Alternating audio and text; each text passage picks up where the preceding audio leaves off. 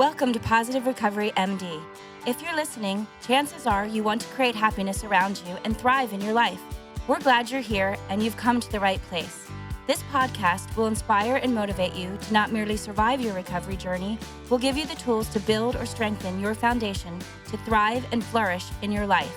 Each week, we'll come together as a community to have authentic conversations around addiction, recovery, and what matters. Growth and progress, not perfection. All while developing positive habits for you to utilize in your life. To learn more, please visit positiverecoverymd.com to sign up to receive the daily positive interventions that we'll review, as well as gain access to exclusive Positive Recovery content available only to Positive Recovery MD listeners. All right, let's get started. Hello, boys and girls, ladies and gentlemen. Welcome to another installment of Positive Recovery MD's podcast. We've got Julie DeNofa, Jason Power co-hosts, and our special guest, Casey Romero, who has 15 years of experience in Western and Eastern medicine, from intensive care and hospice to acupuncture and energy medicine. She has studied multiple spiritual philosophies and meditation practices alongside Buddhist monks and others. In her ongoing participation with Landmark Worldwide since 2012, she continues to discover the unique expression of her commitment in the world. In that discovery, she chose to break away from healthcare and co-founded her company, 11th Dimension Solutions, whose vision is to inspire the human spirit through technology. Through her ongoing work and her company and commitment to personal development, Casey is committed to each and every person, regardless of their past circumstances, has the opportunity to discover their own power and grace. Welcome, Casey. Thank you. It's great to be here. It's an honor. I'm so glad you're here, Casey. And I'm sorry, but I have to jump right into the fact, we ask some fun things about you. And the fact that you practice Kung Fu on a mountain with a master in China for 4 months, I'm so intrigued. I need to hear a little bit more about this. Oh my God. Yes, I did. And you know what? I just remember this was when I was in grad school for Chinese medicine. And, we did a little bit here in Austin, okay? You get introduced to Tai Chi and Qigong and all that, and a little bit of Kung Fu. And I got into the Kung Fu part and I was like, this is awesome. This is like, Uma Thurman on Kill Bill. I want to be like that. And the opportunity presented itself and I took it. I took 4 months and got hooked up with this master in Southeast China who, by the way, accepted me as a foreigner because he usually doesn't teach foreigners. And it was the most incredible life-altering experience, really. Every night we were on a mountain practicing Kung Fu. Fantastic. Wow. Like Dr. Strange was accepted as an outsider. Yes, like that. Just like that. That's one of my favorite movies, by the way. Dude, yes, I love it. Yeah. Yeah. Dr. Strange. I know. That's total badass story. And it's so funny because whenever I think of you, Casey, the first thing that comes to mind is she is such a badass. I've just loved getting to know you in and around. And so I can't wait for our audience and our listeners to learn more about you, learn for what you stand for. And go ahead, Dr. Powers, take it away. How do you know her? Gosh, I don't know exactly how we got introduced. I think You know what that usually means? You know what that usually means? You're part of some secret society that you're not allowed to divulge, but go ahead. No, I think we had some mutual friends. I think actually through Mark Crandall was our initial introduction. It was Jamie and Mark. Okay. Yeah. And I introduced Jamie to Mark. So it must be through Jamie then. So I have a lot to thank Jamie for because you are one of the most badass chicks I know. Okay, killer. Yes. Awesome. And thank you. All right. Well, let's just figure out how badass she is. I'm going to put you through the ringer. But so seriously, we're Positive Recovery MD. A lot of what we do is, we interview guests who are in recovery. Yeah. And I love that your recovery is from not being whole, which I think the human experience is basically all about. But in parentheses, you wrote mom. Now, does that mean Mother Earth or your mom? Why don't you kind of lay the foundation of what that means? And then I'll ask you about your story. This was just we talk about, and I know in recovery about making amends and, all that. And I am a big believer in that. And by the way, I did go through my own recovery in drugs and things like that in college and started in high school. And what I'm speaking about is my mom, like my actual mother. What I see is, her being the source of my life.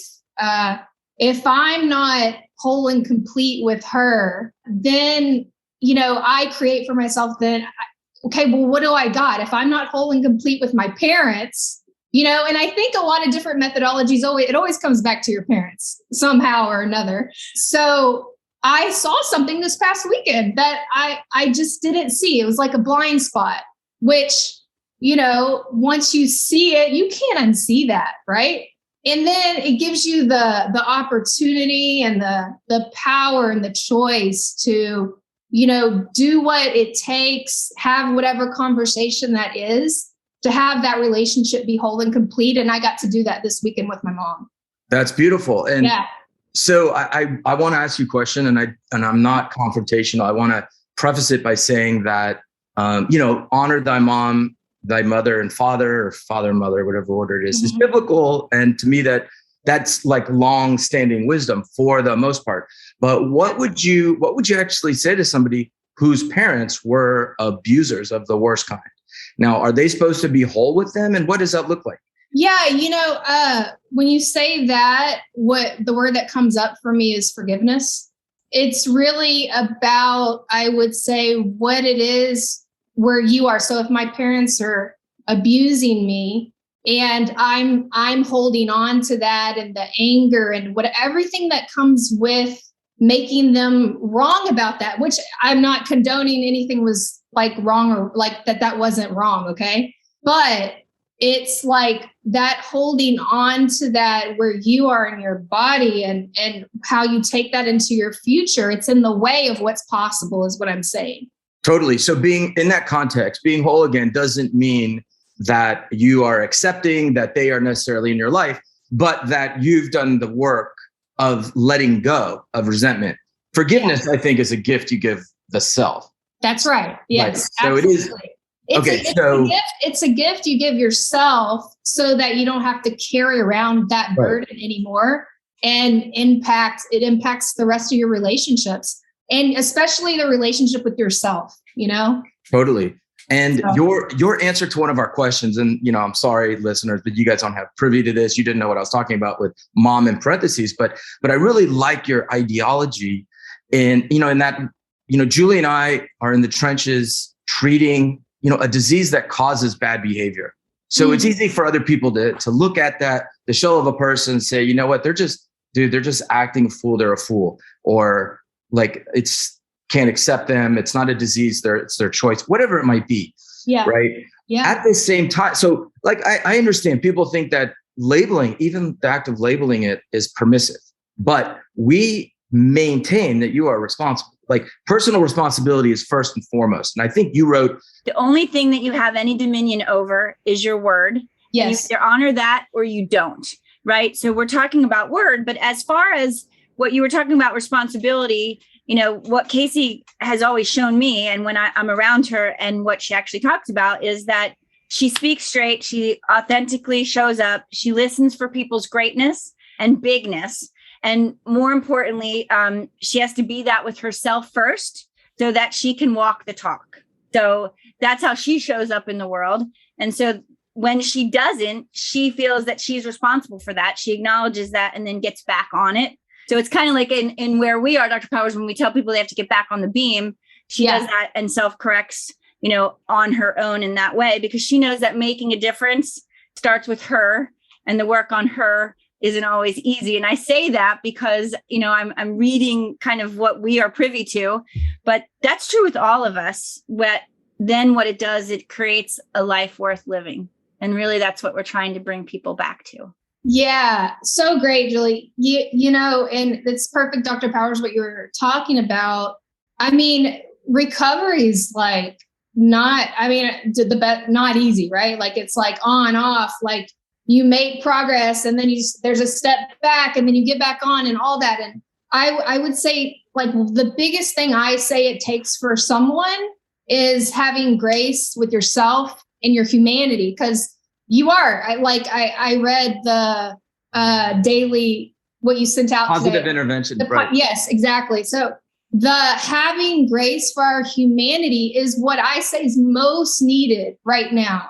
Because we tend to make ourselves wrong. And then it's like, the pull is to avoid or go away or be small or, be resigned, whatever that is. And the courage and the willingness over and over in every choice that you make. See, it's like from the time you wake up, it's like every opportunity is a choice to be, what you said, Julie, to honor your word or not.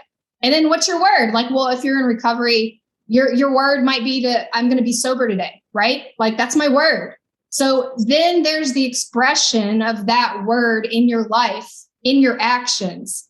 And so then your life gets to be an expression of your word in the world. And that's what I said. That's who you are. And what I have found is the only dominion I have over anything. I don't really have a say about my circumstances or how I feel. Like it's all happening. But every day I do get to say, hey, this is who I'm going to be today. And then I'm going to have my actions honor who I say I'm going to be. So it's like in those moments and being present to that, am I going to eat that thing that I know not to, right? It's like, that's the expression, right? That's my expression in the world. It's like so sacred and beautiful. And I think that the more examine choices, the awareness to your choices that you make, the more you strengthen that relationship to yourself. You can start to trust your own word and what you're going to say. And I think that's where it starts. Like that's one of the most important relationships is with yourself. And then maybe your mom, I don't know. We'll see. That's great. So a couple of things come up. One is, I don't know if you're familiar with Immanuel Kant, the philosopher, but what you said, I think he'd be proud. I mean, his writings are really heady and I'm not sure it easily translates, but everything you said, I'm just thinking, okay, yeah, this is what Kant was expressing in terms of, the highest order and all that. But another thing came up, and I was a philosophy major, so I can't help it. But, Plato and Socrates and Aristotle talk about practical wisdom, right? And you seem to be that. You embody, a lot of times what's the right thing to do in a certain circumstance is you can't tell somebody that. It's all gray. But it's kind of like using a character strength. I don't know if you're familiar with that, but we all have character strengths. And so one of them might be courage, right? But you can overuse it or you can underuse it. But how do I know how much to use in a certain circumstance? Ask somebody who has practical knowledge like yourself. So with that, and I'm going to pull out a little positive intervention to do now that I think we've done once. So you should be honored. Just letting you know, it's a great honor. I'm going to ask you to introduce yourself in a way that's called a positive introduction. That is a short blurb, and like one of us will model it for you. Basically, you at your best. And it's a story about something you were doing that was like really Casey-ing. If one of your friends said, hey, that was you in your element, and it involves a specific incident, place, time, right? It's like a movie we can watch if you put it on the screen behind us, you just say it in words. So it's not like a general statement that, yeah, I'm easy to talk to. My friends come to me. While that might be true, not a positive introduction. A positive introduction would be like me at my best. I'll give you an example. I saw somebody broke down across from my house, and he was, it wasn't a nice car. I'm in my judgment, but I'm pretty sure illegals. It was a family, and they just looked distraught. They had no gas. So it wasn't like there was a flat tire or something. And, I approached them. They were timid, as people trying to stay out of attention tend to be. It was during carpool time. I went and took the guy, his wife, a couple kids to go get, I bought him a canister, filled it with gas, and gave it to him. Well, that might be simple. That's me at my best. I didn't ignore him. I can't ignore that. If I can help, I do it. I do stuff like that a lot. So that's me at my best. I could have given a longer one, which is really me at my best. So it can be you at your good enough.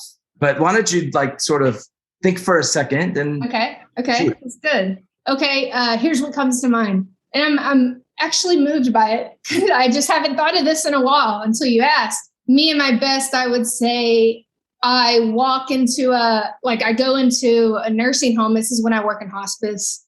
And I walk into this room and this woman is, actively dying. And it is so obvious she's suffering, like in pain. I don't leave for hours until she's comfortable. I don't leave until it's done. What do you do?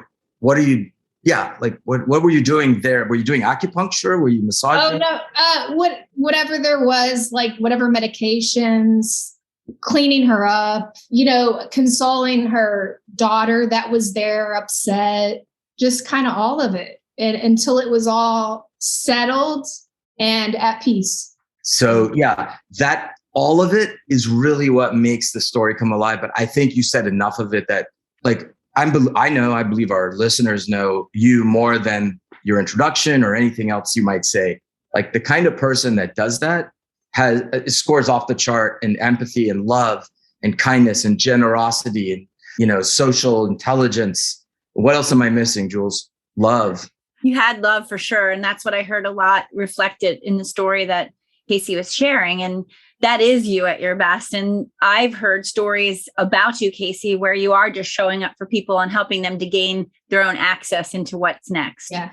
So absolutely. And in this case, while the access was moving on in a peaceful way, in a situation that was hospice related, there's so many stories that I've heard about you, Casey, where you take people who are really struggling and having a really hard time to kind of gaining their own confidence and being able to see what was in front of them just by gently kind of pushing them and finding their access point. That's right. So Casey, I think you'll like this or you'll love this. When I got my master's in positive psychology at Penn, one of the professors was a pediatric hospice doctor. So delivering the worst possible news to parents. And he was actually teaching us the construct of capital H, hope. And I've probably said this before on this podcast because it's one of my favorite stories, but that, he said, I give parents their anger, their whatever, like I don't try to rescue them. So, once we're able, after I deliver that there's no chance, I ask them what they hope for. And, he, in his words, it's like, they would indubitably say, I hope I wake up from a dream. I hope that the diagnosis is wrong. I hope you're wrong. And then he's like, well, under the circumstances, what do you hope for? And then they would kind of come to the realization, okay, well, I hope he dies or she dies at home. I hope they have a good death, so on and so forth. So using hope in that context is, something that, we got to learn about and it's studied and it's optimism. Yeah. So it's like, we don't have control over everything. Right. Sometimes things don't happen for the best, but it's always possible to find the best in what happens. And I think probably what Julie said makes me think, you probably have a million stories like that. I want to hear about your transformation from sort of doing the Western medicine or even traditional Eastern medicine, hospice, acupuncture. What made you go off on your own? Because that's amazing. There's a transformation there. Like, do you remember what it was, or was it just slow? Let me try to say it short. What I had to deal with was how comfortable I was and the fear of taking a risk, not knowing what was going to happen. But what had me take the risk was you're saying hope, like the hope for making a difference for people, even globally. Like it was all about people for me. It's like, if I have the opportunity to make an even bigger difference globally in a way I can't imagine right now, I'm going to go for it and, see what happens. And so that's really what had me take the risk. Plus I was really curious and I was enrolled in the possibility. I was really enrolled in the possibility that my business partners and I saw as making a difference for women in particular around the world.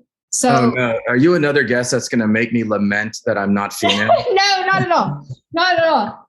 Not just women, but just that was our niche, right? That's all right. Last week I wanted to be a strong woman. Now I think I probably want to. Everybody does, I know. But I'll tell you what, to put it, this is the simple way to put it. I had a commitment that was way bigger than who I knew myself to be. Wow. And I stood there, and that's what had me go for it. Yeah. Trying to help people see that they can make a commitment and be part of something bigger than themselves is a challenge, right? Because people have self-limiting like constructs. And that's right. Yeah. A lot of times we're asking them to like try to go outside of a self-imposed bubble. What would you recommend to somebody that is having a hard time even seeing a universe outside of their own making? Yeah. Here's what had me break out. Okay. I had people around me that listened to me big, like, I don't know who they're listening to or who they think that I am, but there was a point where I surrendered to how other people listened to me. And then I just started being that. I just surrendered. I was like, you know what? I'm going to be how you listen to me. I'm going to just do it and see what happens. And I'm telling you, that's when my life just, took off. Now it took something to surrender. I have to surrender all the time. Oh, okay? Yeah. So the people that know me know my favorite word in the world is practice. Okay. That's my favorite word. Okay. What's your least favorite word?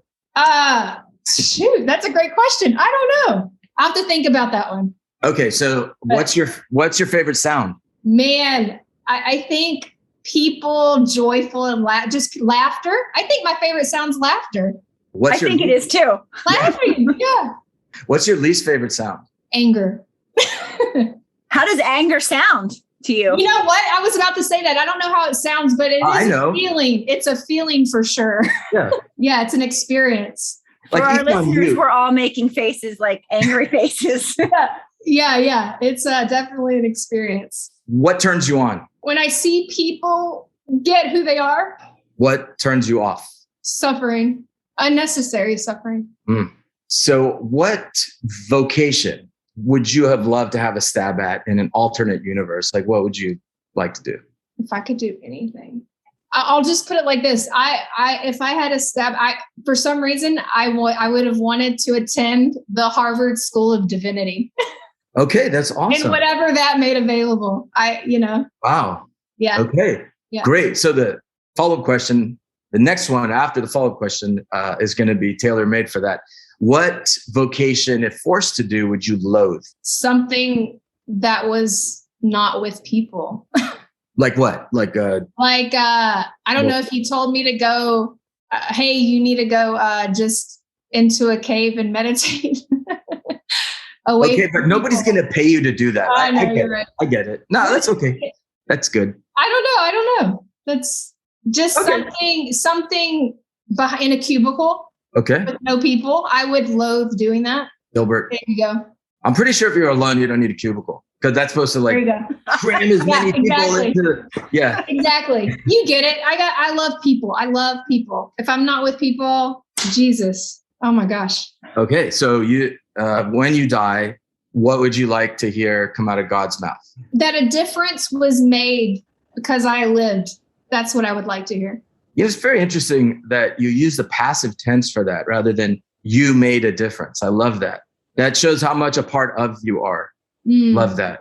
Thank you. One of the things that I heard Casey say, and for our listeners, when she said that what kind of propelled her is that someone other than herself was listening to her and seeing her in a way that maybe she couldn't see herself at that moment, much bigger than what she was, or they believed in her is also what that translates to. And so many times for people in early recovery, what they need is for someone to believe in them when they're not able to believe in themselves. And oftentimes working in treatment, I hear counselors and nurses and folks saying like, I'm going to believe in you until you can believe in yourself. Right. And so when I heard you saying that, Casey, it made me think of a few patients specifically who we've had to kind of go there with. Yeah. And I like that, like helping them to think bigger about themselves. Yeah. I had an amazing coach coaching me about coaching. Okay. Mm-hmm. And I'll never forget. She's like, you never, ever bring your listening down, ever. You keep it here until they meet you where you're listening to them from. And that just stuck with me. Are you familiar with the Pygmalion effect? No. What's that? Okay. So the It's after the Greek myth. Pygmalion was a sculptor who loved he made a female out of marble. I think her name was Athelia or whatever. Her name was Persephone or something cool, but okay. I don't remember. So it doesn't matter. But he loved her so much that his love brought her to life. So if you know about My Fair Lady, that movie was sort of based on it. But an interesting thing happened in Chicago, I think in the 80s. There was a teacher who had a really unruly group of students. And I think they were like 10th graders. And like, she just quit after like a few weeks. Like, you know what? I'm done. And the principal was sort of stuck. So he called up this recent graduate who didn't get a job and said, hey, do you want to teach? She said, yes, I'd love to. And when she showed up, he like kind of ushered her into the room and bid a hasty retreat without saying that she had a troublesome class. Okay. And every now and then he'd walk by the room to his surprise, they weren't being all crazy. And their test scores were like, at the end of the year, just like they knocked it off the charts. Like they were the best in the whole school. So at the end of the year, she saw him walking by and called him in her office. And she said, I know your secret. And it was the superintendent of the principal is telling the story, true story.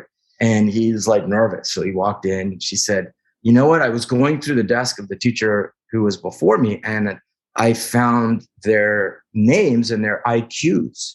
And it was like John Doe, 139, 140, 141, 142. What she saw wasn't their IQs, but was their locker numbers. And it was like Mensa level, but of course, sequential. She didn't figure out, they didn't have IQs that were just 2, 3, 4, 5. But right. So she thought they were gifted and she treated them that way and they responded in kind. And this idea of projecting high expectations on people, creating the results that you expect is evidence-based. Not only in schools, but in business, in the armed forces, everywhere. Yeah. So that's what you mean by listening high. Yes. Yeah, absolutely. I mean, and it just as a leader anywhere, I mean, if you know and acknowledge that, then you're going to tend to your listening because then you'll get for yourself like the impact you have on people around you. I mean, or even just in your family. Geez, when you go to, how you listen to your family impacts them. And then that gives you a distinct kind of power and ability to make a difference in cause or go after what you see is not working. But I guess, yeah, it comes back to being responsible. I guess say it like that, being responsible for how you listen to people. And then here's the thing. I always want to put in like how you listen to yourself is how you're going to show up. And I think examining that little voice in your head is worth examining. Yeah, I was going to say like how you listen to yourself, but also it's how you talk to yourself. That's right. Right. Like, because then I guess you have to hear what you're saying to yourself. So. Yeah, exactly. Which like, well, if you're hearing it, then maybe that's not you. Maybe it's just happening. Yeah. That's most of the time. Like I've got an inner critic, which isn't me because I'm not actively looking for all my faults, but I'll tell it, you're crazy. Well, I'll say a curse word, but you're crazy. Yeah. I'm busy. Come back later. Yeah. And that right there, that little voice and I had that distinction. I'm saying that's the one distinction that saved my brother's life. Cause that little voice, he was a police officer. He was a police officer. He's not anymore, but really dealt with that. And it telling him like, the failure he was to drink that bottle, to end his life. And he got as an experience for himself that wasn't him and his whole life altered. He started to get to say, and I tell you, my brother, when I, talked to him after he got that, like, it was like I got my little brother back. I swear, just one thing like that can change everything. I wish we had him on a phone call or something. This would be so great. Oh, yeah. Yeah. So does he live in Houston? He's in Nevada now. Okay. Yeah, with his wife and kid. Nice. Okay, good. Well, shout out to. Oh wait, we don't Justin. say. Anything. Yeah, it's fine. Yeah. Hey, Justin. Yeah. Your sister's pretty cool. You're probably somebody with an amazing story as well. He is. All right. It's all yours, Julie. So at Positive Recovery, we do positive interventions. We do these daily, sometimes with our clients, sometimes with our staff. But today we're going to do it with Casey. Starts out with a quote by George Eliot. It is never too late to be who you might have been. In active addiction, people make mistakes. In life in general, people will make more mistakes still. To be human is to be imperfect. It's unwise to think otherwise. And it's within that messy human condition that you can start living this gifted time you have left in recovery. Many addicts are lucky to be alive and capitalize on their second chances with awareness and integrity. In doing so, they write their own stories. They narrate their destinies with every positive, healthy choice they make. No matter what the wreckage of your past might have been, you can always start over today. You can live according to who you would like to become, and before long, that's exactly who you will be. No other person has the power to dictate who you are. You are the storyteller and the dreamer. You are the only one to write your own story. So today's PI, which we asked Casey to join us in, is to make as many choices as possible today to enable you to fulfill your potential. Nothing is too small. Before making any choice, like an example is, should I eat that third cookie? Do I feel like exercising today? Does it matter if I make time for my relationships this evening? Remember that individual choices build habits, and habits build destiny. So at the close, when we asked Casey to do some journaling, we asked her to journal about her experiences, insights, and any surprises that she might have found throughout that day. Remember to call a friend or introduce yourself to one new person to enhance your support network.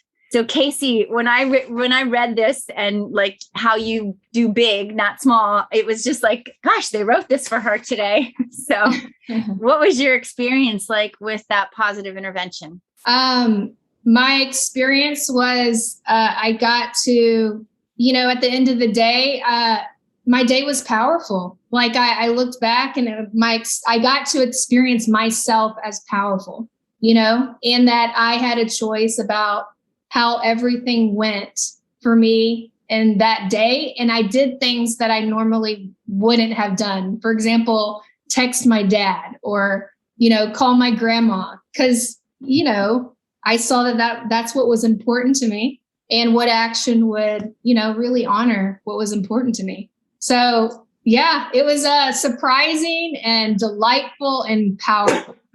Awesome. Dr. Powers, any secrets or surprises that you experienced? No, I had the same experience as Casey because, I creature of habit. So I'll do like a lot of good things throughout the day, a lot of not so good, like 4 cookies or whatever. Like you're reaching out to other family members, I reached out to friends, and yeah, it feels better. And then when I do less than let's say the baseline level of good things is, let's say 5. If I have a day where I do 1 or 2 or 3, it just feels worse, right? But days like this, where it's like an intention and you set, that's why I like the book, because it reminds me to just give that little bit of extra. So I know I could, it's always it's a great return on investment, no matter how small those additions are. Like how much energy does it take to text your grandma or call you? You probably called your grandma, text your dad, because that's right. I did. Yeah. Yeah. Like for me, someone asked me the other day, what are you grateful for? And my answer was everything. Right. And it really was like in that moment, in my response, it was everything. And I feel like when I make the choices throughout the day to make time for my relationships, to make good choices that have an impact positively on me, make that phone call to a friend or family member, maybe someone that I've been meaning to call. What I have also found is it's not only giving to me, but it's also equally giving to the person who's receiving the phone call, not because of anything that I'm saying or doing, but it's connection. And so often, that's what kind of I see as being so giving and also feels good, right? Like it just feels good. Yeah, it's fulfilling. Absolutely. So thanks, Casey, for being on Positive Recovery MD. We are going to close out. Dr. Powers, you want to take us out today? Casey, thank you so much. Oh, you're so welcome. Thank you. Yeah. So everyone, I hope you guys had as much fun and tears and insight as we did. Just remember, life's short. Take care of yourself and each other. Until next time. Thank you for listening to this episode of Positive Recovery MD. Don't forget to visit positiverecoverymd.com to sign up to get your daily positive intervention sent straight to your inbox. Be sure to subscribe to Positive Recovery MD on Apple Podcasts or wherever you listen to your podcast to receive an automatic download when a new episode drops. And as always, if you or someone you know needs help, visit positiverecovery.com or call 877-4SOBRIETY, which is 877-476-2743. We are here to help.